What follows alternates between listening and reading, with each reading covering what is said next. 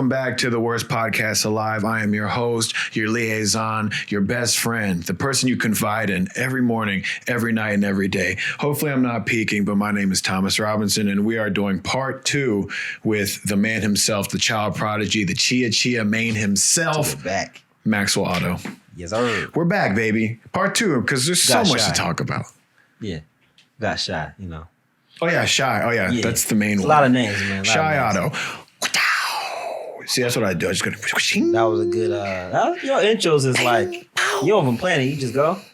The whole entire thing, I'm just winging it. To be honest, man. That's what's up, though. That's the best way to be. Sometimes you ain't gotta plan everything. Yeah, dog. It's like a muscle. Sometimes you gotta be working out the muscles. Flex your muscles, baby. It's weird because when I try to script things or structure it, I get all messed up. It fumbles and blumbles and pumbles, and then it gets up in a dumble. I'm sure the more you do this, you start finding your groove and be like, oh, this is my thing, and everybody will know you for doing that thing. Yeah, man. Separate yourself from the rest. The quirks. I like doing my little music segments. Oh, you know? Because you don't know what song you're gonna play, and you have fun. like a vast library of music that you can pull from. You know what I mean? It ain't gotta be the most current stuff all the time. Nah, man, we doing the cuts. Yeah. Speaking of, I'm just gonna be doing this at the same time. So if I pop out, don't mind me. You know what I'm saying? Hey, check it out. It's double. Nope, that ain't one. I'll say, what's that one? Nope. What year are you in? 96. Rhythm and dancing. Who is this person? LaBouche, man. You don't know the names of these people. You're not supposed to. You just know the song. By the way, in that era of house music, guess who led the way? Black women. Oh.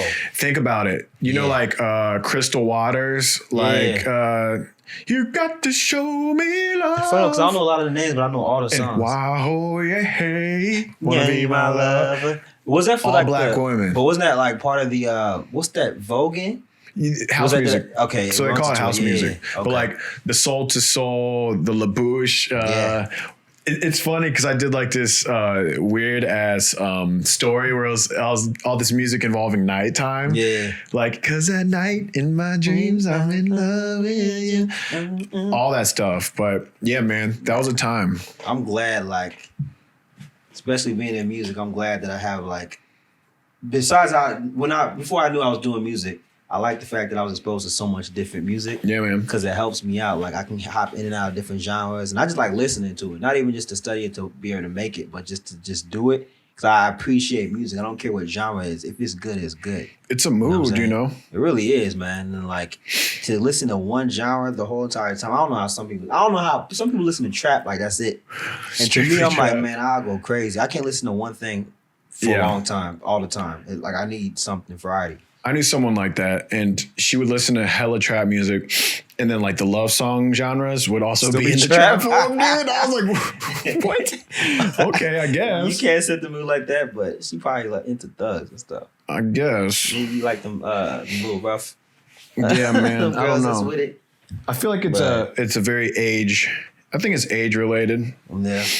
Because again, when we were like in college and high school, we listened to some fight music. Remember fight music? We were violent. Our music was probably more violent than here. Now. It definitely was. Talking about punching people in the head and fighting in the club. Wow. Yeah, the Crime Mob. Yo, Crime Mob still goes hard. Like, I wish, going back from the last conversation, I wish kids would listen to that type of aggressive music. 3 6 Mafia, the Lil Scrappies, the BME Clique, the Trillvilles. If I was a football coach, we playing that. You gonna play your stuff? I'm like, all right, then one day I'm just gonna play it. I guarantee you. They're like, okay, I see what you're talking about. You can't get hyped in. We ready. Oh my God. We ready. Come on, man. We ready. Like, that is, they still play that in like baseball games, football games, like the arenas and stuff. Like, those songs is timeless. In 3 6 Lil Flip. Which one? There's one called Represent, and it goes so hard, and it has 3 6 Mafia. I'm about to play it. 666. I mean, a lot of it's based off of 3 6 Mafia anyways, like the bass and drums and stuff and the crazy hi-hats. They have 666. They have so much influence on music today and before. For sure. Yeah, they definitely do. What I like about them, and I don't know too much, I just know they produce and make a lot of music even before like Slob on My Knob. Oh, way before that. Way before that. They were like in the 90s, like the gritty, like you're on a tape deck. We were still like toddlers when they were like coming up doing mixtape and stuff. I didn't catch on to them until like, I don't know. Let's say like maybe like their fourth. No, they've had a lot of albums, so I'm not even gonna say their fourth. Truth be told, I didn't know much until the Slob on My Knob. I knew. Remember when we knew? And then Slipping on Some Scissor was older. Yeah. No. Right? Yeah, I feel like that came a little bit before. Was it older? I think so. Ooh, that shit goes hard though. It gets you right though, man. I still work out too. I mix my stuff up. I definitely have Pop Smoke, and I definitely have 21 Savage because I don't know what he makes you want to just. I don't know. Like his stuff is to get you right. So I have it mixed up and I put the Body Headbangers Volume 3. I put in Lil Jon, Lil Scrappy, man. I loved it. I say I loved him. I did love his music. Yeah. Until I seen him on Love and Hip Hop. Then I'm like, damn, you ain't Lil Scrappy, Lil Sappy. Like, you know what I'm saying? It's kind of like the Young Jock thing too when he started doing hairdos. But I know Young Jock is like the new Jock City, like that album. I don't know if that was his second one or that was his first one that he came out with The first one was the Me Anyway. That's what we bought him. But the next one was like he had a few hits. I can't think of him right now though. Yeah, he had a couple of them. But he was. But he had this intro to New Jack City or New Jock City. Yeah. And it was like coming to theaters near you. It was like an epic like thriller type thing. It was good. Now, let me ask you this though: like, what songs now, music now, get you like somewhat remotely the same feeling or a similar feeling? Of like hype and feeling crazy? He said hype and feeling crazy. Like, yeah. I mean, I said Pop Smoke's latest album. To me, that's really good workout music when you're running. Yeah, man. You're running an extra mile just listening to that stuff. The funniest thing is I listen to such smooth stuff right now, and it's just getting smoother and like it gets more relaxed. Have you ever lifted weights to R&B music? What's up? Have you ever lifted weights to R&B music? Heavy weights to R&B music? Bro, I listen to like 80s R&B music, and do you really feeling. do? Me too. I've done it before. Yeah, I exercise to like smooth shit, which is crazy, man. Like, I don't know. I just want to listen to something, honestly. Yeah, man. I'll listen to like some smooth R&B jams too. But like, what do I listen? You can't play on Sade though when you like about to bench. No, that's a little too much. But I will play some Chris Brown. I don't know if it just pops up in your list. Like He a little rough sometimes, I think. Yeah, man. I like the actually I have this 2020 list of like modern rappers. Yeah. And like there's like Bryce Tiller and is he a rapper though? I don't know. He's at that hybrid. There's like some Lil Uzi Vert, but sometimes it just sounds like it's someone's just shaking a box of just tools and stuff, and it just sounds insane that I don't know. I don't really listen. Dreamville. I've been listening to some Dreamville, which is like the J. Cole's group. Or is it a group or is it just kind of like a compilation of artists? I think it's a compilation of artists. I want to say the Revenge album. Yeah, Revenge, Dreamville, whatever. But I don't know. Honestly, I'm not much in. I have this 2020 list, but yeah, it's I don't listen to it too much. I just like if I'm feeling like turn up style, which I don't do turn up too much anymore. Oh yeah. But I've been getting on this kick of like, there's one called Kaja Bonet, and it's a lot of these female artists that are like, I feel like would coincide with Insecure, like that music. It's like a own little genre now, but there are a lot of like West Coast girls that are just killing the game right now. I think I saw somebody posted this. They said R&B music is like the new underground hip hop. It's like a new renaissance. And I'm like, I think so. Because at first, R&B music wasn't even there. Like maybe 4 years, anywhere from like 2 years ago back. Because it got trappy. It got trapping all hype. And I don't like trying that. to get lit. And it was just, that's it. And R&B music was like, literally wasn't there. And now I'm like, it's here. There's exciting. A lot of them. But it's like, you're not going to hear it necessarily on the radio or in the clubs or what, you know what I mean? Whatever. But it's like, it's there. You know what I mean? You kind of have to go sifting for it. And Spotify, YouTube, like the algorithms will show you. It's like the modern day crate digging right now is going through Spotify. And that's actually what I do. And that's what I've always done when it was like LimeWire, going on Hip Hop DX. Remember Hip Hop DX or All Hip Hop? Exactly. All Hip Hop. And finding the right things, you know? Yeah, man.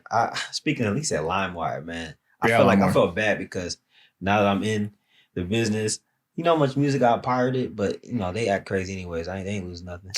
I still got 11,000 songs on my computer from Napster and Morpheus and LimeWire and Kazaa and all those songs. They solved the problem already. Yeah, because they have Spotify and all that. For sure. Spotify, literally, the color scheme looks like LimeWire. Oh, I didn't think about that. The only difference is you're already paying for it and it's spoken for now. Right. So you have, I have so many playlists. Yeah, I'd be so sad though because I've accumulated this playlist for years and it's irreplaceable. That's why I couldn't delete it because somebody was like, why don't you delete some of them songs? Because when I was DJing, I'm like, I can't because some of the songs, a lot of the songs, you can't still find on Spotify. Like for instance, Aaliyah, they have not put her catalog up there yet. Nope. And then they just put Jay-Z because he was doing the whole title thing. Right. And then now I feel like he just realized he's like, all right, well, okay, might as well. Stop this exclusivity stuff, man. I wish they all just joined it together, but that's not gonna happen. That's like what's it, Morpheus? That's like T-Mobile, Verizon, and all of them just joining together. They ain't gonna do that. It's money. You know what I mean? So, but there's some restrictions. I couldn't find. Oh wait, no, that was on Instagram. Hell, man, my ass hurt. Oh yeah, I keep sliding off. Let's say sit on a pillow. There's that bent. No, that thing is like. Do some squats, dog. I got him, baby. I didn't realize you match your suitcase. Yeah, man. I don't know. That was color coordinated. It's because you're from Bompton. Bompton. You got a fascination with saying Bompton. It's all blue, but you know what's funny about LA? What up? Is everyone has their idea of what it is before they get here. Mm-hmm. One part of me was like, okay, this is like Hollywood. And then when I came, I kept on thinking about Lowriders and Dr. Dre and Tupac. And it's nah, there's just a lot of feral cats and dead grass and palm trees. I remember we kept trying to tell you, there's 3 sides of LA. There's that side that you mentioned, the stereotypical one. Mm-hmm. And then there's the side that the glamour that everybody wants to aspire to be, the Hollywood, whatever. Close to the coast type. And then you got the people that's just striving to be those people, whatever. So it's the regular, everybody's struggling and hustling and that kind of thing. So it's and then you got the homeless people. You know what I'm saying? Homeless. And then, of course, the locals.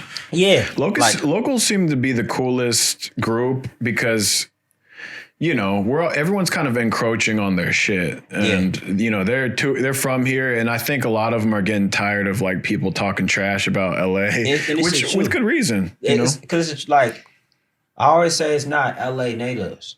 It's LA. It's the people in LA. It's the people. It's all the people that run away to come to LA. Exactly. So you can always see a clear cut. So when you talk about this is Hollywood, this is fake, this and the third, it's nah. It's the people that come in that's trying to be the Hollywood. Whatever idea it's this fool from Massachusetts that's trying to reinvent their identity, or this chick out here trying to do whatever. Exactly.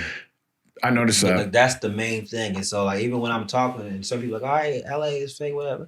I'm a lot of the now there's a lot of elements in the culture that it's where it's people might be passive or passive aggressive or flakiness, that's rooted in there. You know what I'm saying? I'm not gonna lie to you, but at the same time, to find people that's just all fake or phony or just not what surroundings are you around? Who that's you exactly it. It's what's your surroundings? It's not this is the city where people are like that because there's exactly and I sometimes I often forget about it because that's the one thing that used to bother me the most because I'm not like that. Mm-hmm. And the industry is whatever how you see LA is in any industry, film, music, it's heightened times 2.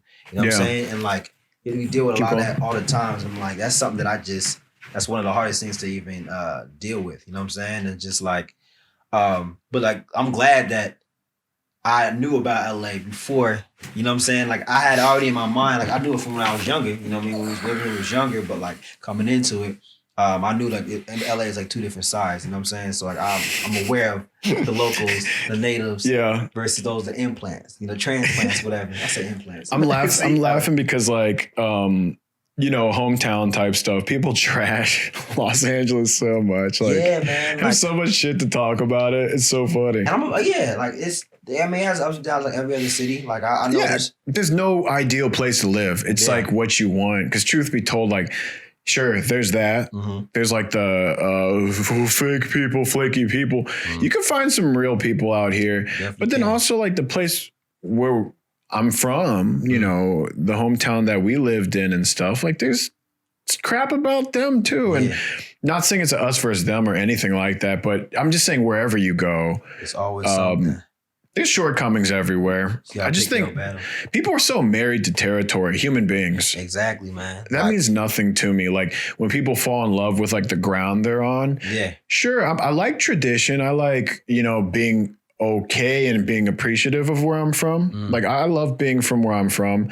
I'm not going to stab you over it. I don't give a shit about like if someone's like, oh, this place, because all the time people trash Cincinnati all the time too. And I'm like, I don't even have a dog in the fight. Like I'm from there, but I didn't like build the place and I didn't, you know, I don't have a dog in the fight, whether someone talks shit about LA or Cincinnati, but I'm like, I don't care so much. So someone's like, oh, what is there to do there? I'm like, the same stuff is over here, really. It's just, you know. You have a little bit more. Over here, you have there's a little more to do. But there's still something. But it's like same. Like people go out, people go to bars. There might be more stuff to do, more outlets, this and that. But I've never understood the human being attached to a city or where they're from or a territory or a team. And that's a whole nother world of sports and shit. But I will say, like, I think a lot of it does stem from like human beings. They just want to belong or they want to represent something. Be a part of something. I will always say,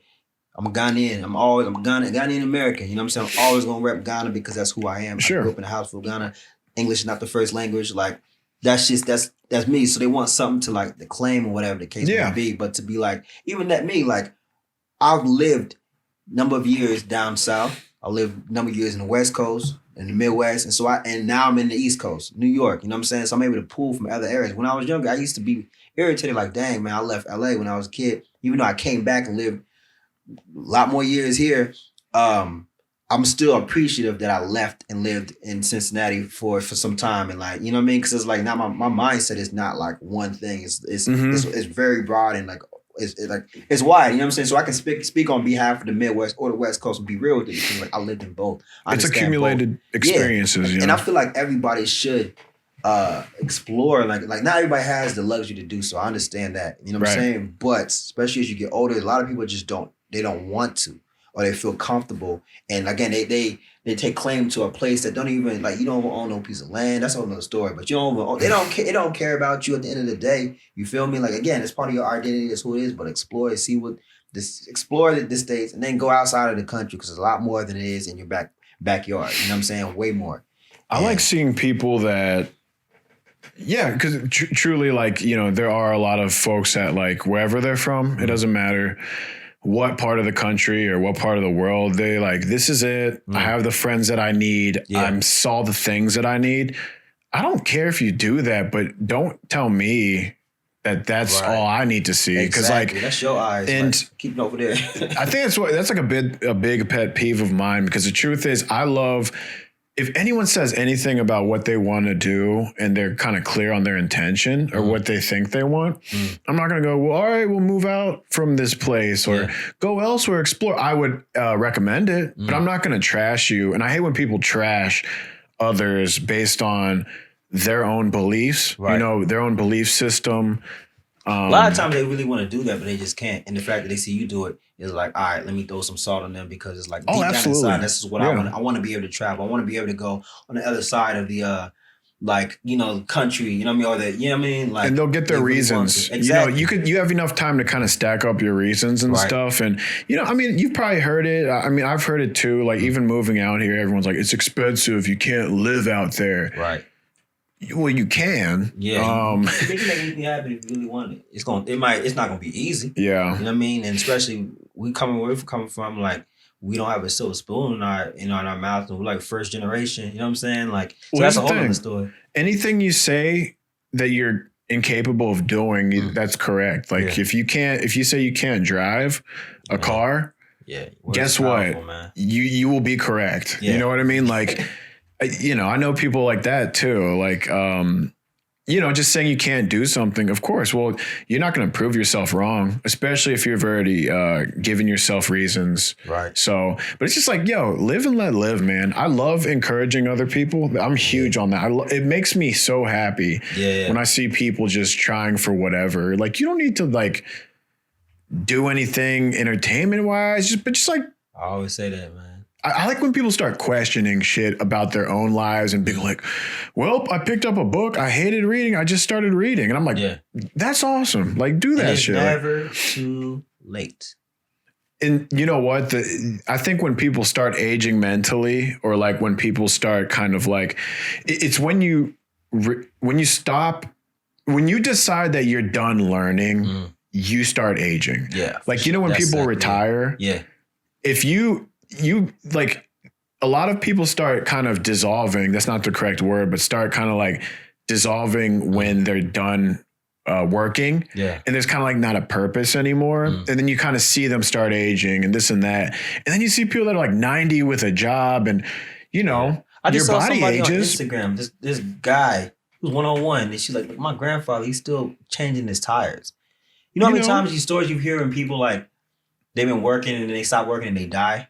Yeah. That's the truth. Like, that stuff is like, if you stop doing something that you've been doing like constantly in your life, or that brings you joy, happiness, and all of a sudden you just stop, like, that's when you start ending, and that's when you start aging and all that kind of stuff. But like, look at us now. Like, we were 32.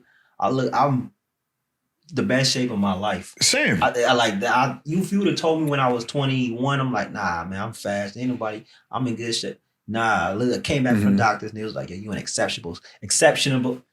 That's, you know what I mean? Shape. And I was just sitting there like, I tried. I feel the same way, and I think it's like lifestyle. Yeah. Oh man, you saw me.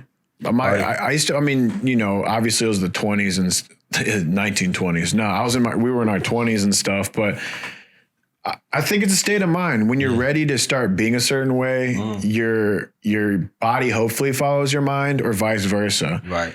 Your mind follows your body. Like, sometimes I think to get out of a dark patch is like the physical aspect. So I feel like if anyone's stuck, to be honest, and you feel like shit, and mentally you feel like shit, I think one of the two needs to happen. You need to do something that stimulates your mind, whether it's like picking up a passion, reading, or just kind of exploring, or playing. I've been really hard, and I've been mentioning this literally every podcast episode, of this concept of playing, whatever that means to you. So if you like to paint, ride a bike, do whatever makes you feel like you're in this flow.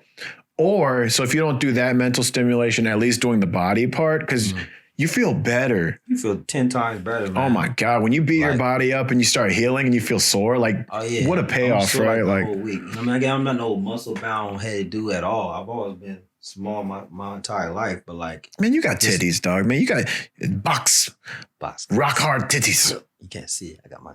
But yeah, sorry. But it is a good feeling, man. Like to be in that shape and that mindset, whatever. It's especially, this is quarantine. Like this, I say quarantine. Everything's quarantine, but like this is Corona season.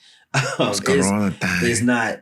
You got to do something. You know what I mean? Like people used to ask me, like, "Yo, what's your hobby?" And I used to freeze up because I didn't know. I did so much music. I do so much music, so I was like, "Yo, what do I have to do that's not music related?"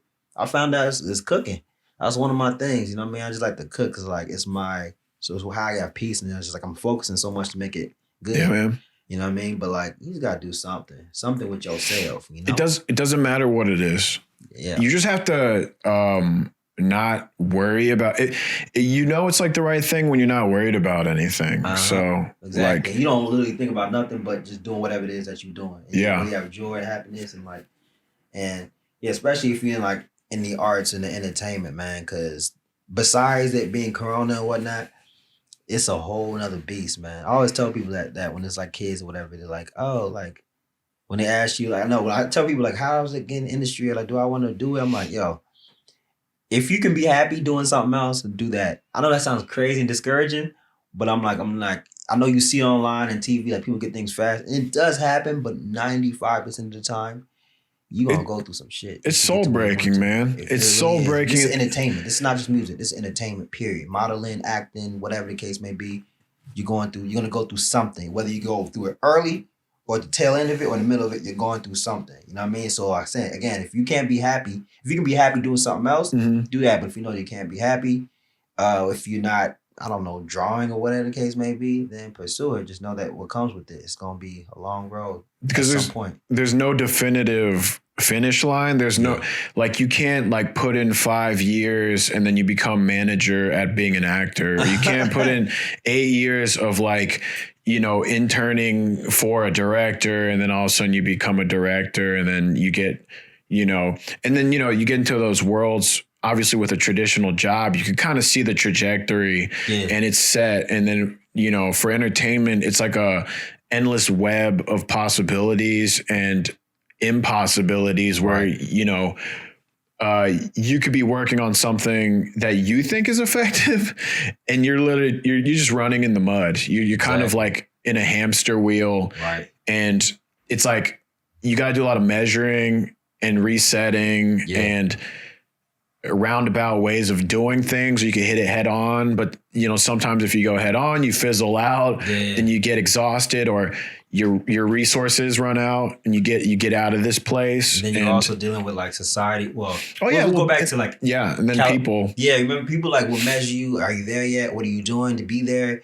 And like, you know how that's like human nature. Like a lot of people like, you have to do a lot of letting go, to be honest. Exactly. Because a lot of people just not going to care until everybody cares. That's what it boils down to. Like all the time, but a lot of time. That's the truth. You know I was just telling Francina in the previous podcast, I said you're no one until you're someone. Meaning like, not to say you're a nobody, but it means like you're just, no one cares until someone cares. And then everyone cares. Exactly. But it's a really lonely and isolating place to be at a square one thing because we live in a winner's culture in general. If you do well in business, people want to feed you more business if it looks like you don't even need it and you're already successful. Exactly. If you look like you need it, people are like, Right. If you are asking out a girl and it looks like you really like her, guess what? She don't want to talk to you. But, you know, then you got 3 girlfriends. Maybe you got a girlfriend. She might be like, always happen. I don't care what you say. So when you seem like you're not like when you seem like you're available, we don't want it. But when you aren't available, I wonder what that person is doing to got his attention or whatever the case may be. And everybody wants my attention, so let me do this. And you know what I'm saying? Why is he not paying me no attention? Or why is she not paying me no attention? That's how I roll, man. It's across the board. It's across the board, but that's the way the culture is. That's the way the world is. But you know, in a place like this, it's magnified. Oh yeah. Like this is magnified, and again, the industry we're in is magnified times. That's part of the reason why I had to step away, because it was like, again, LA, somebody asked me, like, you love LA? When I came back here, I'm like, I love my family. I love the familiarity of it. You know, I was in South Central the other day and we just had stories of seeing like Vernon Street, whatever. And I love the weather. But there's a lot of stuff that comes with it. Like, you know, that we was talking about earlier. And it's like, and I think, again, it's heightened because of the industry we're in. Not everybody's in it, but like we're in it. And so it's times 2. I'm like, I don't miss that. You know what I'm saying? Yeah. You know how many things I scheduled today besides this? And I knew I was coming to this, but I went ahead and said it like, I'll do it with you. But I knew. Yeah, because a couple of days ago, you were like, we'll see.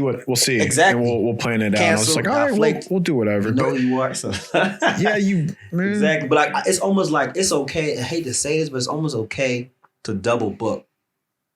Yeah, or at least to have a backup. You know what I'm saying? Because it's like 9 out of 10 times, unless you know the person or the relationship, whatever, somebody's gonna flake or drop out. Say if you do 4 things, like I have 4 things lined up for me, or just meet up with people, don't be surprised if 2 of them just disappear. It doesn't happen. That's why now that I was quickly reminded within the last 2 days. I was like, oh shoot, I forgot, because I was in New York and like, I'm not saying New York doesn't do it either, but here is a lot more because, again, Hollywood. Not saying nothing against LA natives, because I'm partially you, but I'm not. But at the same time, I know, let's be real, it's here. Here's what I'm questioning, though. Is that here or is that adulthood? Is that like people post-college world where your life is, you have different priorities in your life? You know what I think is adulthood? It's amplified. It is amplified.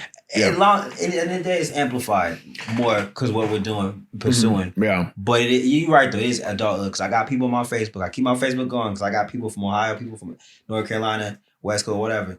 And I seen people commenting the same thing. They got, not to say they have as much as we got going on, but at the same time, I know that they're more stationary. Like, you know what I'm saying? You can reach them and they say the same thing. Yeah, like, and if it's like you land in a Cincinnati and someone's doing something, I feel like there's a little more structure there, if that makes sense. Because also the thing about entertainment and being in a place like this, it's so erratic and there's not too much structure and it's based on what you make unless you have a manager, you have an agent or someone that's overlooking your stuff.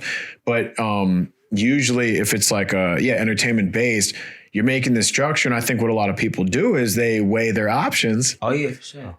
Or they'll do nothing at all. I know a lot of people that'll cancel shit for no reason. And you'll like kind of see whether it's like, I don't know, you hear about it later or. And that's the thing that messes us up because as a people, this has nothing to do with region or where you're from. Maybe that plays a factor into it, but like we stand on what we say. Unless I just forget, because I forget a lot of stuff. And sometimes things, a lot of times things happen and you just don't want to do it no more. But for the most part, we do what we say what we mean. You know what I'm saying? It's a blessing to have anyone like that because there's only a few people that I know where if it's like we're going to do this, we do it. Exactly. And they come through on it. And it's really good to uphold and respect like that relationship with whomever that is. You know what I mean? And you don't owe nobody. Like whether you change your mind, that's cool and all that stuff happens.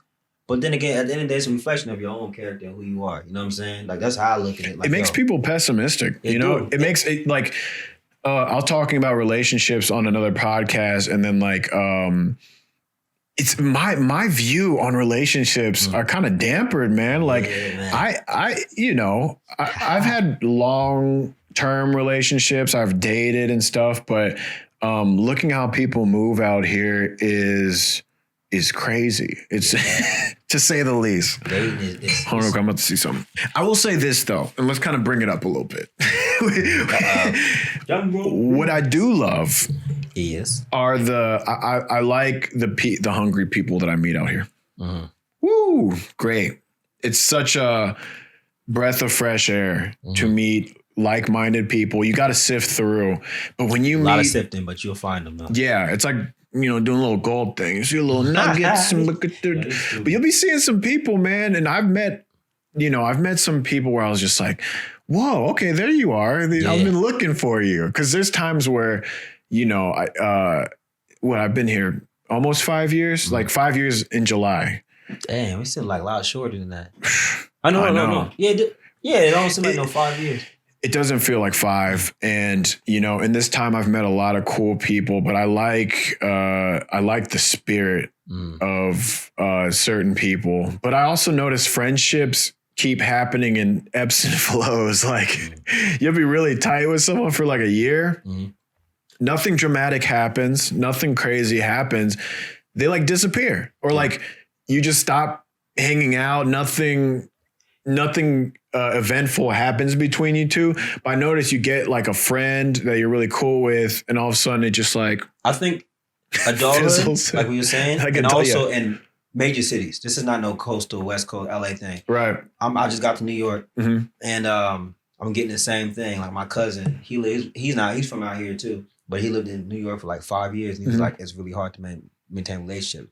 The few people that I've met, and you know what I'm saying, since COVID, whatever, it's from people that I met and they just disappeared. And some people I try to maintain that. And I get some of the same issues I was having out here, some of the same issues I'm having out there. So like it goes back to what you were saying. Adulthood kind of thing. It is. And like unless you have like that bond or that that need to work with them in close proximity, it's hard to form something. You know what I'm saying? It really is because we're in a very short time. So, okay, back to what I was saying about almost 5 years. That's a kind of short time. Now imagine you met someone and you've known them for 8 months. Yeah. 8 months won't bind your friendship as much as like I've known you since I was 10. Yeah. Or even like this is a very interesting thing to think about.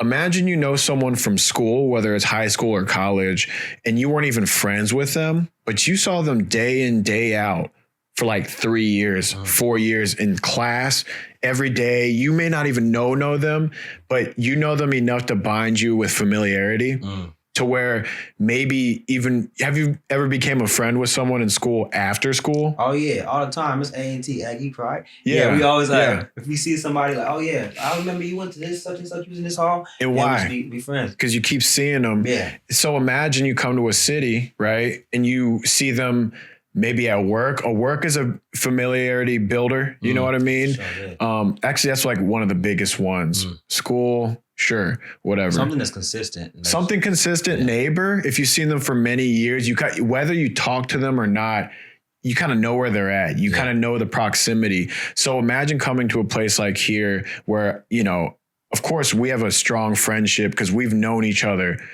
for all these compounded years. Yeah. And then you meet someone for 3 months. That investment of your time and their time is not as significant. You know what I mean? Yeah. It would take, for me to know how long I've known you, that means someone I'd meet today, we'd have to be friends for like 20 years in the future. Do you know what I mean? That's crazy. And it's like extremely not that rare. It needs to be that, but that's what it would have to be in order to have almost like that type of friendship bond, you know? It's like, again, I think I had like a little dinner one time and I'm looking around, like the people that were here was people that have known me like almost my whole life. Like I had my homie, they knew me. I would keep saying he knew me before I was born because it literally knew my family. And then he since I was a kid, you know what I mean? Like not again, literally before I was born. Yeah. There's very few people and it's like, it's super hard to even maintain that for all these years. And because we didn't always live with lived around each other. We went here. I moved back to LA.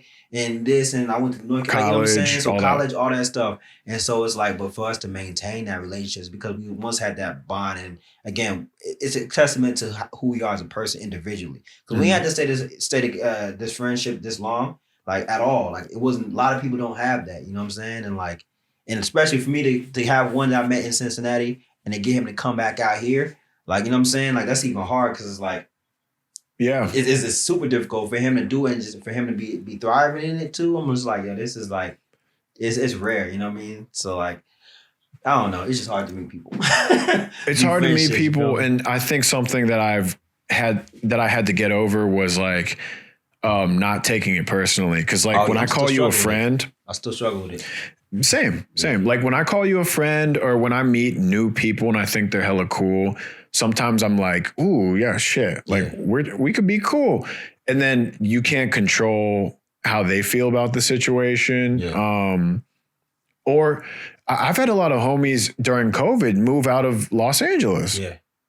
I mean, you're not in that because you moved out, but like we're still cool and all that. But not saying I'm not cool with them anymore, but as soon as they moved, we just don't talk. Exactly. And I'm like, again, into the adulthood, but then all these other factors of like, damn, like we used to chill all the time. I know like a good 5-6 people that moved out from Los Angeles. And I'm like, whoa, I don't even talk to you ever. And you know, I'll reach out and stuff like that, but it just fizzles out. That's my issue too, because it takes work on both parts. If you really had a friendship or whatever the case may be, it takes work. Thing is like, when it's annoying when it's like, it's one-sided. You feel me? Yeah. And you think like, dang, like, because like, again, a lot of people know me or know of me, but I don't have a lot of friends. I've always been like that. I don't care what city I'm in. I just don't naturally have a lot of friends. I think I was designed that way. I don't know what it is. I'm still trying to figure it out. Friends are like acquaintances. Like friends. I have a lot of acquaintances, and like in New York, I'm still building it. You know what I'm saying? But like in general, like people know of me. You know what I'm saying? Even in high school, I might not be friends, but they know of me to whatever. I don't know why, how, but like they know of me. But it's like, I don't have a lot of that close friendship. So when you try to make it work or whatever, and it's not reciprocated, it's just like, dang, was it because of convenience? Was it because of what I potentially be or whatever the case may be? You start thinking in your head, and you know what I mean? Maybe we're overthinking, maybe too sensitive about it. But when it's like, again, time and time again, it's like, all right, there's an issue here. You know what I'm saying? And when other people express the same thing, it's like, all right, it's not just me. You know what I'm saying? So it's like, and again, you can get that anywhere. You can get that in any major city. You can get that in places that's rural, whatever. But we're speaking because we've lived in this, you know what I'm saying? So. Well, that's why I've been saying, like, I've been empathizing with that situation even as of late, because, you know, now we're in like this COVID world, right? And it's just like, I think some people are battling their own situations now. So I think like the reach out part is a little different than it was, but I know exactly what you're saying. Cause like, sometimes you don't want to keep trying for maintaining this friendship if it's one-sided and shit like that. Exactly. So like, yeah, man, I just think, I think it's a mix of everything, but like, especially now, if I don't hear from someone, I try not to take it personally because, you know, you can try to reach out and even if they don't respond to you, I'll get one of those things where they, will respond like a month later. Yeah, right. You like kind of forget about it and they're like, oh, hey, what's up? I was going through a really rough patch and I've noticed coping because I'm one of those people where I'm kind of I'm pretty transparent. If I'm having a shitty day, I'll be like, oh, my day's whack. And I'll be like, oh, I'm a little upset or this and that. I don't care to show if I'm going through some stuff. I notice a lot of people can't do that. Yeah. So I think one of their things is they'll turtle up if they're going through it rather than being like, oh man, shit's not going so well right now. Instead of just saying that to someone, they will disappear or they'll hermit themselves. They'll like kind of bottle it up. Yeah. And everyone has a different way of doing that. So then it's kind of like, all right, well, if you're ready to talk, then come through. Like, or, you know, come talk to me. And I also like to choose my battles with going deeper, you know, because sometimes if like what we were talking about before, if someone is being like, I'm good. And you're like a friend and you're like, nah, come on, dude. Like, I learned like, yo, somebody nowadays need to ask people like, no, some scale of 1 to 10. How are you? So I ain't gonna give you no reason to get out of it. Especially if somebody that I call as a friend. And I'm saying the reason why it's important, because that mental health thing is real. You know what I'm saying? I'm not even, I don't want to dap in too far into it because it's still close to home. But like, that stuff is real. So now I'm more like, you know what? I'm getting back to let me be that person. There's always that one person that calls and reach out. Let me be that person. You know what I'm saying? And like, and I was like that beforehand, but it's like, let me do it more. You know what I'm saying? Sometimes I miss out on reaching out to certain people. But for the most part, I'm like, you know what? Let me just do it, not necessarily expect anything in return. Just let me just do it because that's what my heart said. And also I want to genuinely, because a lot of times I just genuinely want to know what you got going on. You know what I mean? A lot of times people only care, you know, depending on what you can do for them or where you are. And you know what I'm saying? So then again, it's not really a friendship. But like with me, I'm like, I don't want nothing. I just like, yo, what's up? And that's naturally me. And so I used to get offended, but now I'm like, yo, it's whatever. I'm just about to just do me. But yo, let me ask you something. Yeah. You always say you talk about relationships and stuff like that, right? You talking about in general, or you talking about like... Can you move that a little closer to your chin? Just a little bit. You talking about in general, or you talking about anything specific? Relationships? Yeah. What part of it? I was talking about just not necessarily relationships, but just the whole dance between male and female out here. The one everyone wants you and not wants you, that part, or just in general. I just what's dating like for me? What it's looking like? I was gonna say I forgot. It's very broad. Yeah, man. The broad thing for me is when I first moved out here, I really didn't want anything to do with a relationship. Yeah, and it was not out of like I don't need that. I think everyone needs that. I definitely love being in a relationship. It has to be the right person, you know? In my past, there were certain stints where it made me completely disgusted with being in a relationship. I hated it. Yeah, man. And it really just didn't feel good to even think back on it. So I think I had a bad taste in my mouth coming out here. But then also coming to a new city, obviously my path is not the traditional path, so I knew I can't lock it down when I land.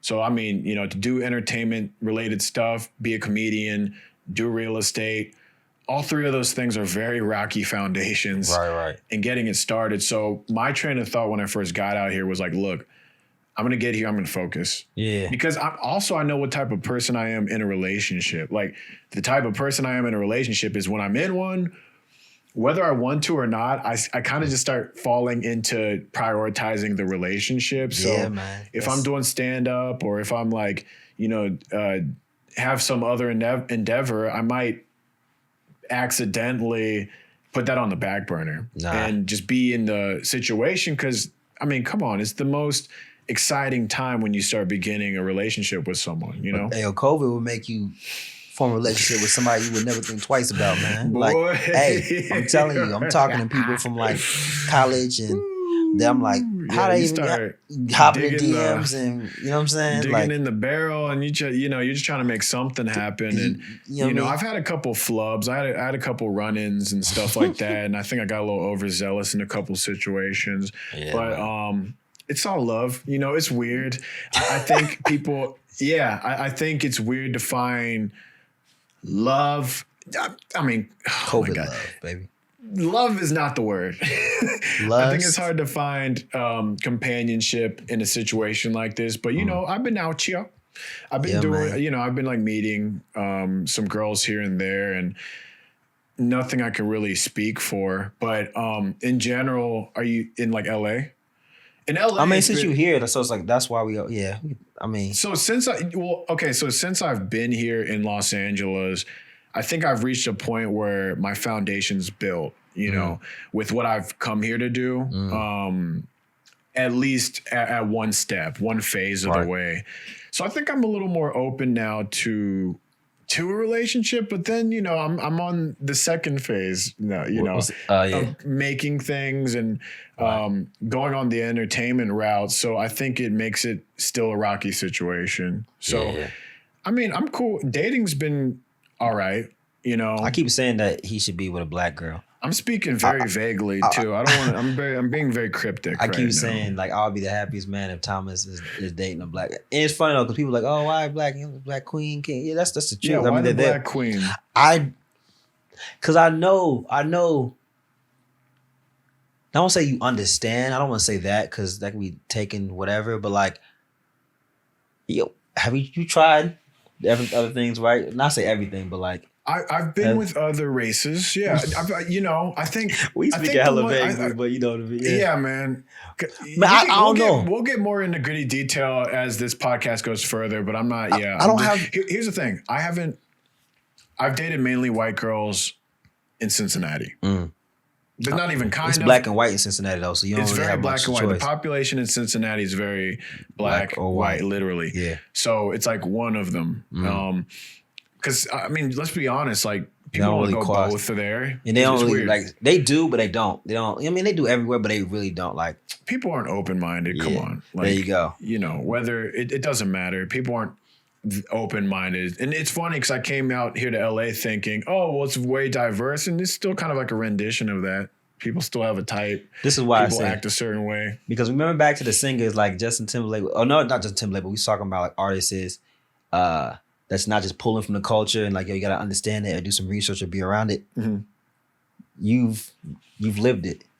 And that's why I feel like if you be with a black woman, like you don't necessarily understand. We will know the references and shit. Yeah, like I'm not saying you don't necessarily understand the full struggle because you only really know that if you are black, even though I say you are black, but you know what I mean by that. Adjacent, you know. Exactly, super adjacent. And so that's why I'm like, I've seen you in certain elements. I'm like, yo, you need to be with somebody black. I keep saying that, man, because I've seen you, like, you've been around me, like, you know what I mean, my whole, like, you know, my family, my cousins, like that. And that's why I'm like, yo, I know this guy he'll be fine. Here's the thing, I'm open to all that, like, yeah, I mean, I'm open, not even just black chicks, I'm open to all chicks. Like, I always say this, here's my rule of thumb with women, like, if you're beautiful to me, it has no I don't color. care where you're from. I don't care what language you speak. And I think it's kind of crazy that anyone even is so specific to say I only date white guys or that's the issue black right there guys. That's the stupidest shit I've ever heard. But people move that way, and I think females are actually a little more specific than men. Like I know men like certain girls. But I don't think a man would turn down a girl because you're like, oh, wait, but you're blonde. if the girl's attractive, but so, and then also being a person that's mixed race, that would be kind of hypocritical for me to, wouldn't that be kind of hypocritical for me to be like, well, I just like white girls? You know what's funny? Like, I forget that you're mixed. Oh, I've been said that. Well, I really forget all the time. I'll tell you this. It's frustrating being a mixed person. I love being a mixed person. I think I got the residual perks of every race that I'm a part of. Yeah. And I love that. I think the biggest lie culture right now sells to mixed people is that we're just kind of like, well, y'all are like mutts, y'all are like mixed people. And I'm like, we're like, we're mixed of all of it though. We're like, we got the good of everything. Right, you know what I mean? So it's like, I think that is almost like the thing where people tell you what beauty is, like a purebred dog versus a mutt. All the way this race person or a mixed person. Mixed people are the most beautiful, strong, resilient people. And I think what's been sold to a lot of people like myself is you belong nowhere. And therefore you need to adopt being a white person. Yeah. Like it's like white is default all the time. Or you should default to being a black person. Like, you know, you see that with biracial black people. They tell you either need to be white or you need to be black. You can't be both. The shit that Drake gets, you know, but that's with all biracial or mixed culture people, which irk me. Cause so then ringing it all back around to females with a type, if you say you just like a white person, or if you say you like a black person, guess who's neither one of those? But I still think you know what I mean? Like, so it's just like, I need to break molds of chicks with types because, you know, I need to like change what their line of thinking is. Yeah. So, and not to say that I don't do that. I definitely do that. Thomas the mold breaker. I'm the first. I'm the first that anyone's. You know, I'm like that girl's first of something because I'm not any of those people. Does that bother you sometimes? When it's like you're my first. I'm actually impressed with them when I am in a situation with them because. I'm like a one of one situation, you know? So it's frustrating to me when girls are specific, but then when, you know, I go on dates and I mess with chicks, I'm just like, good for you. Good job. I'm proud of you. Who would you say is like, which ones is the more, which one you get the most, I won't say feedback, but like who pursues you? I mean. What girls mess with me the most? Yeah. Man, trying to make it all difficult. Man, historically wise is white chicks, but from Cincinnati. I mean, take that out of the equation now, because that's not a good I mean, there's Asian chicks, black chicks, Latinas. No, it's weird. I look Spanish, but Latinas don't fuck with me, dude. It's very different out here, though. It's very different out here.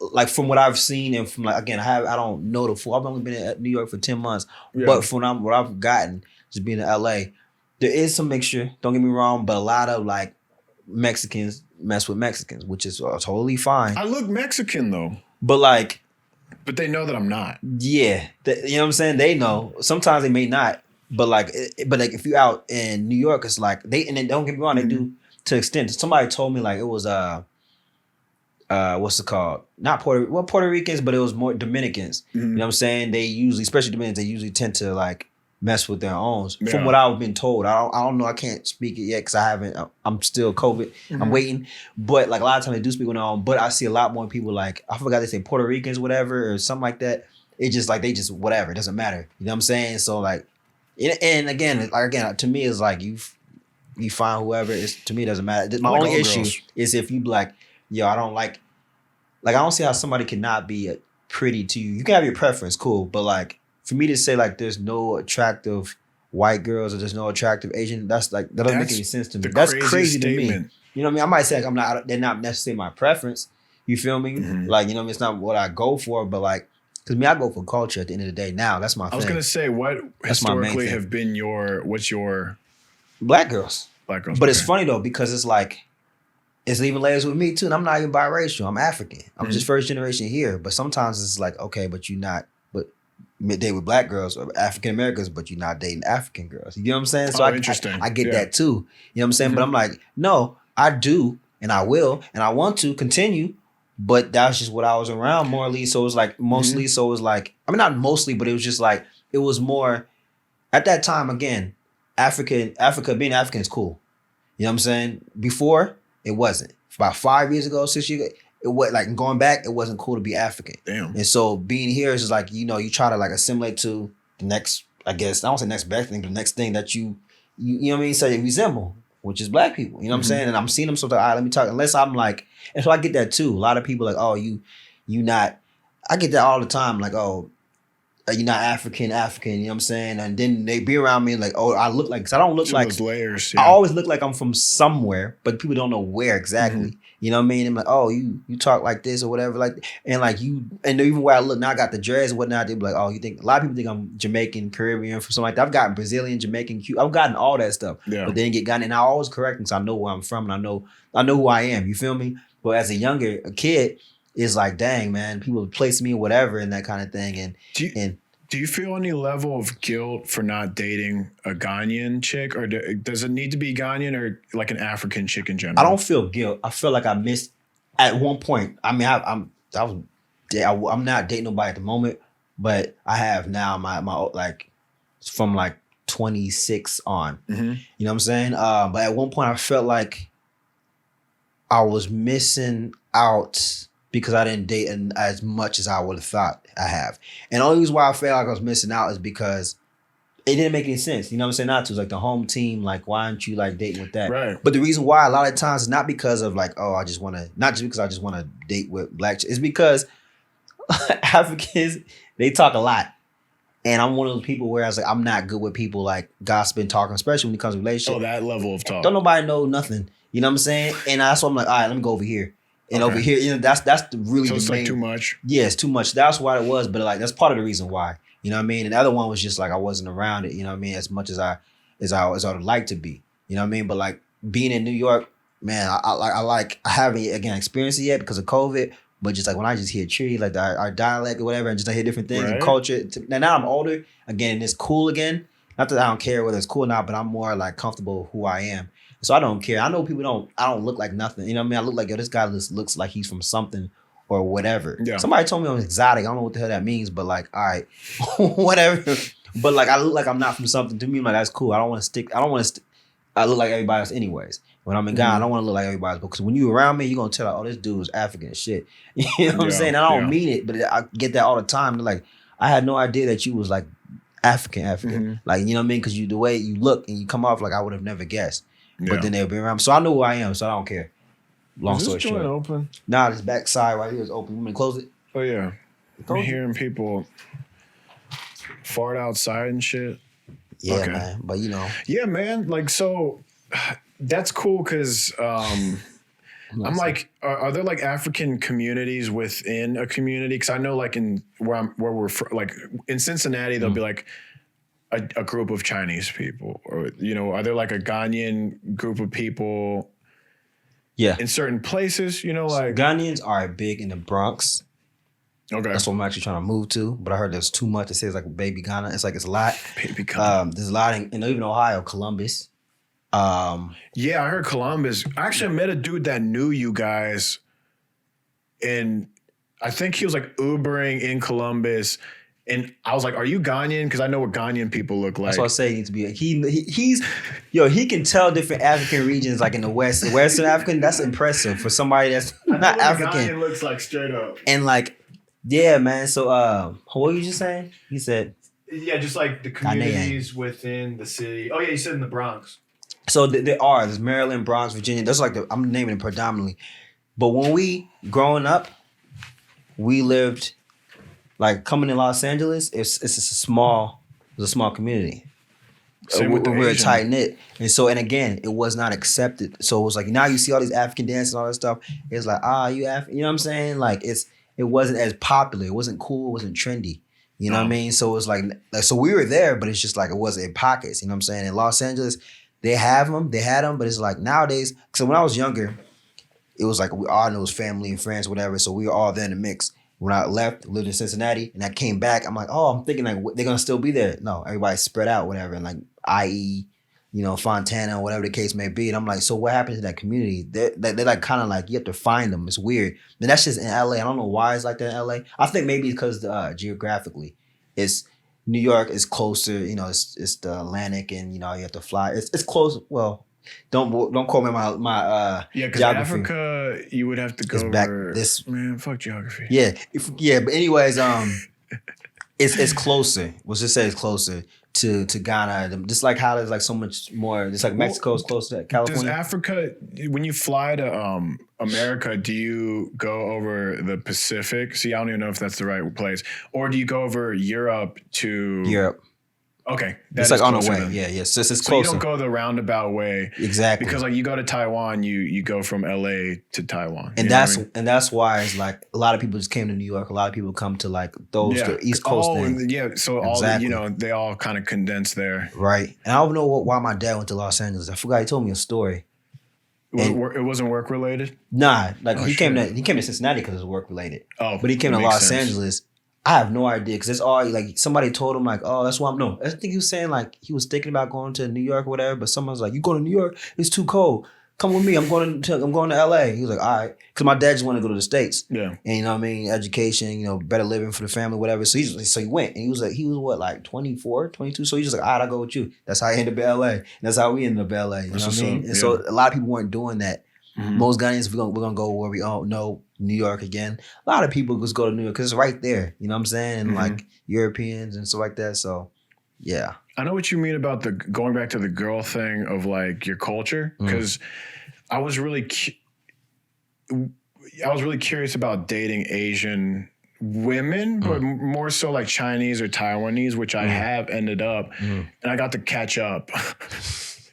What they want, the Asian girl world. So like several different styles and types and stuff. And I must say, like, I'm like, hell yeah, like this is a part of living in a fucking city, man. Like you meet people in different cultures, and I think that's awesome. Like, because you learn, you start. It's not even huge on learning, but you get to. There's more diversity out there, and I think you can't really replace that, especially if I'm like refined to just one type of person.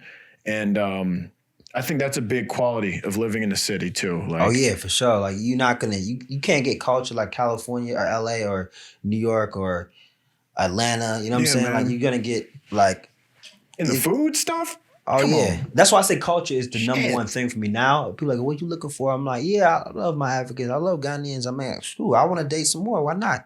You know what I'm saying? If it's the right one, but at the same time, culture has to be number one thing because there's so many references that oh my God. I need you to know. And also, like, just in case we need to go to Ghana for a minute, let me drop off the kids with my grandma, which is with my mom and their grandma. Like, are you okay with it? And a lot of that stuff, it would be a deal breaker. You know what I'm saying? Because like, oh, I'm going to go over there. Or why are we going over? You know what I'm saying? Like, not or the food. Like, you got to need to know that my house may smell like goat meat every now and then. And like, we going to be eating random stuff. Like, just try some jasmine rice. Exactly. Yeah. You're going to be eating jollof. You need to know that you mess with Ghana jollof, not Nigerian jollof. Digs. I think that's something that'll end up being a challenge. And that I think about being a biracial person. Because I definitely lean more on the Asian side. Mm-hmm. A lot of people don't know that, but like, having a full-blooded Chinese mother, there's like the cuisine, there's the culture, there's the language, that, could easily dwindle by one generation. Mm-hmm. And so even thinking on that level, that just adds another, piece to the Jenga, tower that like, to be with someone that is willing to be like, okay. And then also imagine if they're another culture and they're like, I don't know, Latina or Iraqi or something. And they're like, all right, so you're African, I'm Iraqi, or like you're Chinese and I'm, French. So there's like all right, well, when they're done being in, Ghana, they're going to have to come out to Paris. Yeah. I like to bounce around. So hopefully, you like to do the same. And shit, I don't even know if I can afford that much time at this point. It's like who's gonna, It's a lot to think about. It's not just like, hey, let's be with you. And I've always had that in my head, even before I was even ready or wanted a relationship. Like I used to think about that all the time. Like, yo, can I take him over here? And like I can't just bring people home. My parents I ain't met like not one girl that I've dated to this day. You know what I'm saying? Because it's like oh, why are you hiding it? One, I'm already super secretive, private when it comes to that. I'll be real with you. When we're talking about dating stuff, we didn't give nothing. I know, like I'm naturally super private. You know what I'm saying? My endeavors. But it's like on top of that, with your African parents, it's like it's not a casual thing. You bring somebody home and like, oh, these kids my girlfriend. It ain't never come. It's usually like, oh, you get nobody speaks about it for a while. Then it's like, when you gonna get married? So are they preferential? I mean, I would assume that they want you to be with like a Ghanaian chick. My dad. My mom, she said. What if it was like a white girl? Would they like flip out? It would be happy. No, it would be shocked. My dad would be like, yeah, they would definitely be like. But the kicker is because my parents have been here for a long time. You know what I mean? They understand American culture. I think with them is again they want to make sure the person accepts their culture. our culture. You know what I'm saying? And they want to be able that you're willing to understand and learn. And again, like I'll say this like a test. Like, yo, I'll talk to I haven't done this yet, but I'm like, yo, say if I was dating a white girl, I'm like, so how would you feel if I just drop off our son in Ghana for about a year or 6 months or 3 months? How would that make you feel? You know what I'm saying? Because it's like to them, and I get it. That might be a newborn, or not newborn, but I might be like the child, whatever. But it's like I'm saying that because like we got to keep the culture. You know what I'm saying?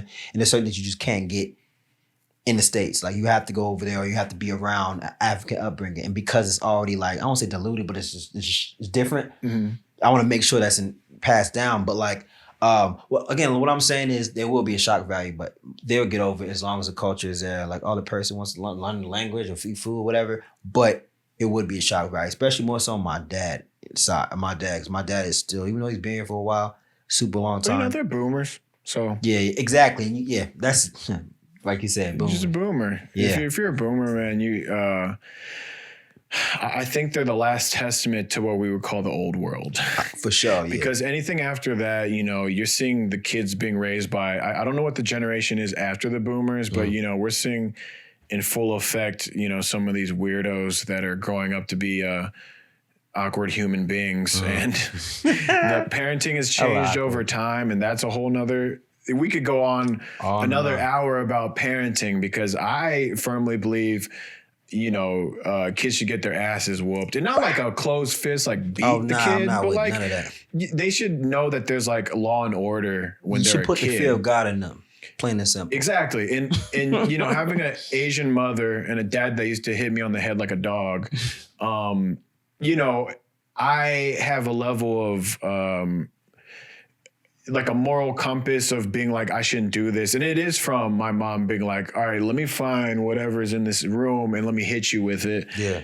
And knowing what's right and wrong. Because what happens is these kids that never get touched, if your parents don't instill order in a kid and your parents never told you anything, what happens is no one could tell you anything as a weirdo adult that you become. And then, once you start getting these weird pushbacks and resistances against you as an adult, you start thinking radically and weird about it. You start thinking like, well, my parents never did this to me. I'm going to shoot everyone because this is not right. Someone told me to be quiet. Someone told me to put on a mask. How dare they? And, they start lashing out at the world, and that's because their stupid parents didn't hit them. That's what it boils down to. Yeah, so beat your child. I'm with it. But I'm not. Again, there's a great. It's like line. Don't beat your child. That's the other thing. Because I think when I say that, people correct your child weird about it. I say you correct your child. Correct your child, and then sometimes it needs to be physical. I think. I feel like I got more threatened than actual like whoopings or something. Or I used to be a really bad kid too. I should add that. I used to act out like. To the point where my mom probably lost it. And, again, she wouldn't, it's not like she put me on a stool and just started going to town on me, but, a hairbrush here and there. I think discipline is okay, man. Discipline your kid. That's what it is. That's what it's boils just down discipline. to. And it's not like no game. Well, I was going to say Game Boy. What the hell? Like no phone for 2 hours, and then the parent feels guilty and gives it back to the kid because the kid's been like acting crazy. Discipline your kid or the world will. Hit your kids. Really? Actually beat the fuck out of your kids. You should have that finishing move on them. If you're an adult right now, you know what finishing move is. You can finish him or her. You know what I mean? Just do it one time. Choose your weapon. And maybe you need to just do it once, and that's it. They understand it. And make sure it's on the body, the teachers don't see it. All right, we playing. I don't care. Playing, just say this. Everything that I'm saying, you have to know it's a joke. Yeah, I hope so. But there's also some truth to it. I do think kids should be disciplined. Yeah, I'm with it too, But if you think it's like crazy what I just said, just, I don't know. Fast forward this part. Go beat yourself or something. Go in the corner and just beat the shit out of yourself, liar style. I can't lie. So good. But Jim Carrey, man. I love that guy. I want to meet him. Dust. I hope he's still alive. That guy for me to catch up to Prime his example, life. Back to what he's saying. Every time he talks about his success, he goes back to who? Black people. Why? Because the Damon Wayans family. From where? In living color. In living color. You can do what you want to do. Exactly. So he made it, but he always would say where he came from. He came from there. Jim Carrey popped off from the Wayans family. After who didn't give him a shot? SNL. And who was ran by SNL? Lauren Michaels. And what is she? A man. I'm about to say, I'm looking at you. How you know the little Lauren Michaels? I don't know who that is. How you know the name? Yeah, Lauren Michaels. Mike Super Show? Is that how you wow. podcast? Mike Super Show. Nah. Was that girl from... Yep, the one that danced for Missy Elliott. From Missy Elliott. She was in Mike Super Show? Exactly, man. That's her. She could move. Yeah. She had that little haircut and she was doing a little... She was wearing the yellow version of this. And she was doing like... When they did the sneaker edit where she was like... Maybe I'll pop that up on the screen. I'm going to try to do stuff like that, like pop stuff on the screen, but I don't know if I have the time and energy at this point. We'll get there. Yeah, we'll get there.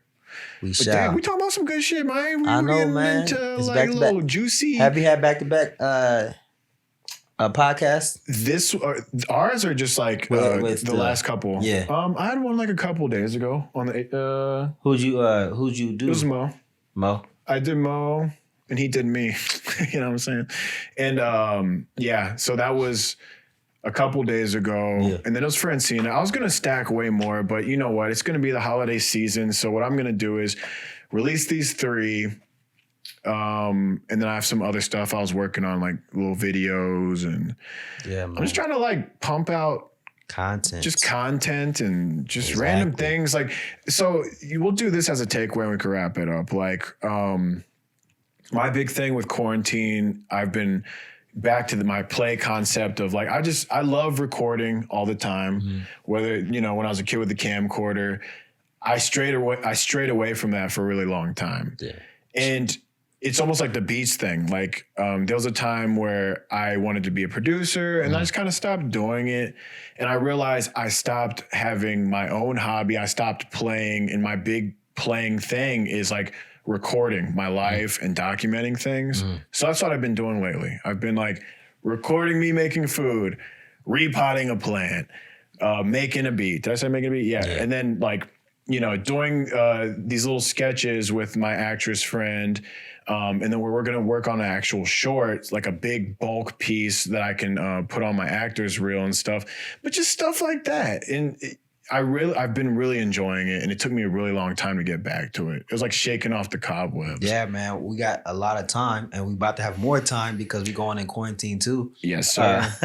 Big COVID shut down part 2. Hold on to your butts, people, because it's so you better. I strongly recommend, and I'm not trying to. No, fuck it. I strongly recommend to everyone, find something to do and something. You'll be surprised. You'll be surprised if you just kind of give yourself a little time. And it took me a lot of time. It does. Yeah, it's just, like you said, find something to do, man. It could be anything, man. It doesn't have to be geared towards getting better or getting further in your career. Yeah, you don't have to be great. Anything, man. Just do something. Express your life and find a way to do it. If you like fishing, that's expressing yourself. Experiment. I always say knitting. Dude, knit a fucking scarf, man. Like, I want a girl that can knit, man. I don't know why. Yo, get hella sweater suits. I get hyped when I see somebody in the subway and they just knitting. I'm like, yeah. Yo, what if you got like the sweater, like the sweater hat duo or the sweater hat 2-piece? What was that thing that Shine used to wear? South Pole? Yeah. South Pole. I remember he had that big ass sweater. I feel like that sweater's still big. Like even his size from back then, that was the biggest sweater. That's how we used to wear it back then. I love the fact that I was throughout the whole country. Everybody wore go down big to the baggy knees. Stuff. Super bad. And it's coming back around. Like you're saying, it's coming back around. This taper stuff. Girls are dressed like Aaliyah now. Oh man, that was always sexy. That's crazy. More than a lover. Okay, hold on. Let's do that. Aaliyah had, what did I say? Is her catalog on Spotify? I don't think so. I don't think so either. Her family's like holding it down. No, hers isn't on here. I guarantee. I feel like maybe a few songs might be on there. Yeah, but it might be more than a woman, dog. It's probably when she was like younger, before she was signed to whatever label that she switched over to. Yeah, like 94 to 99. Damn.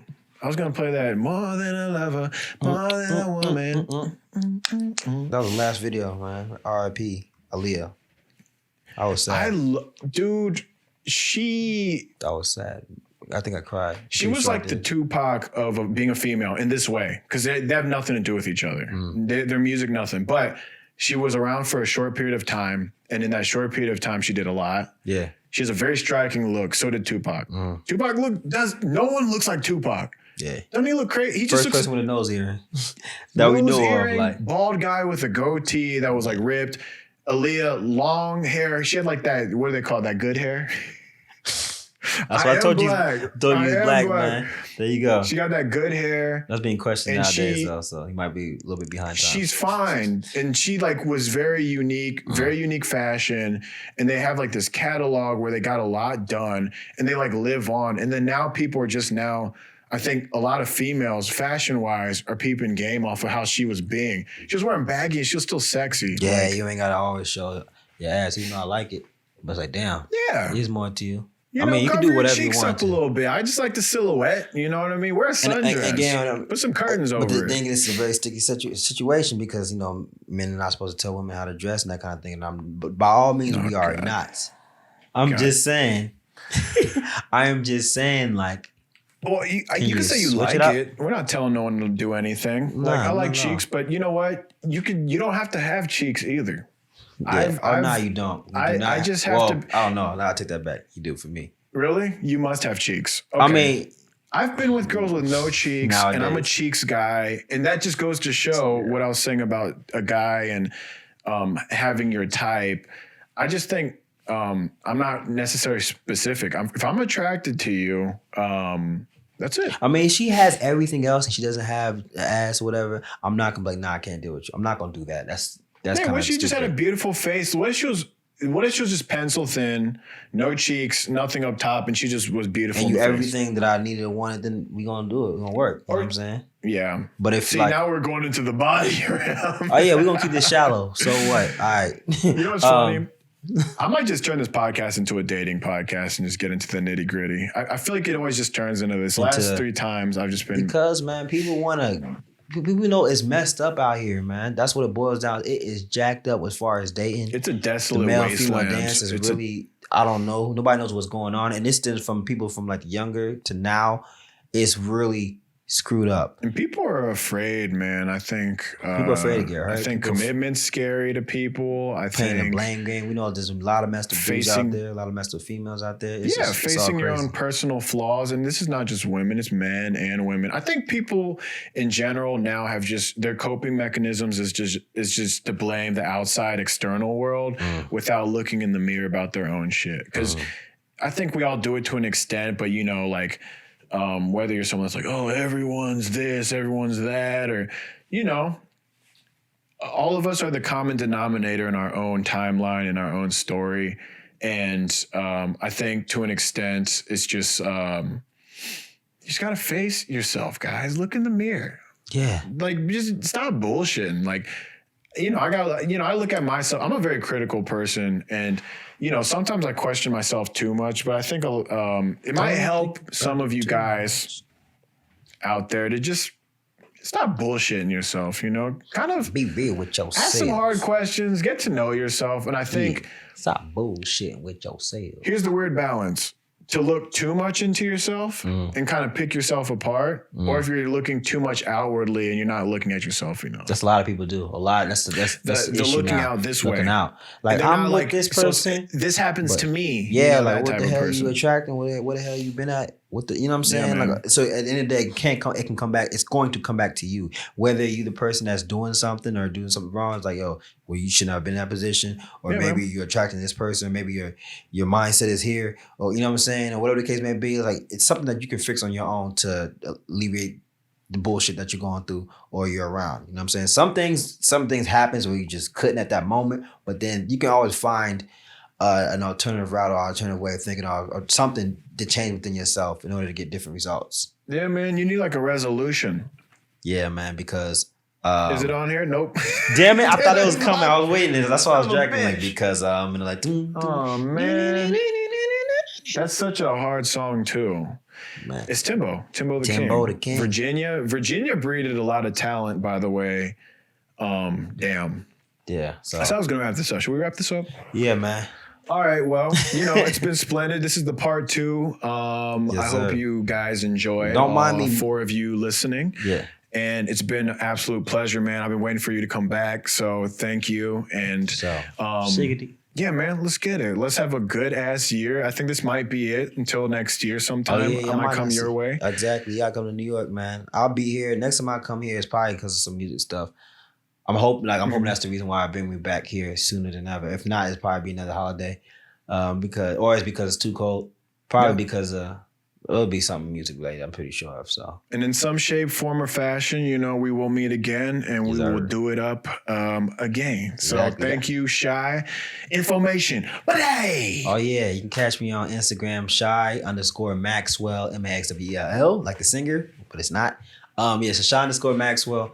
And my Facebook, I don't know what my face like Maxwell. It's cool. I was actually doing like the infographics shit. Oh yeah, I got you, dog. But so, yeah, pow, see it's there. See all that stuff. It's already been there. I'm coming. All right, it's the worst podcast alive. I'm Thomas. Later. Deuce.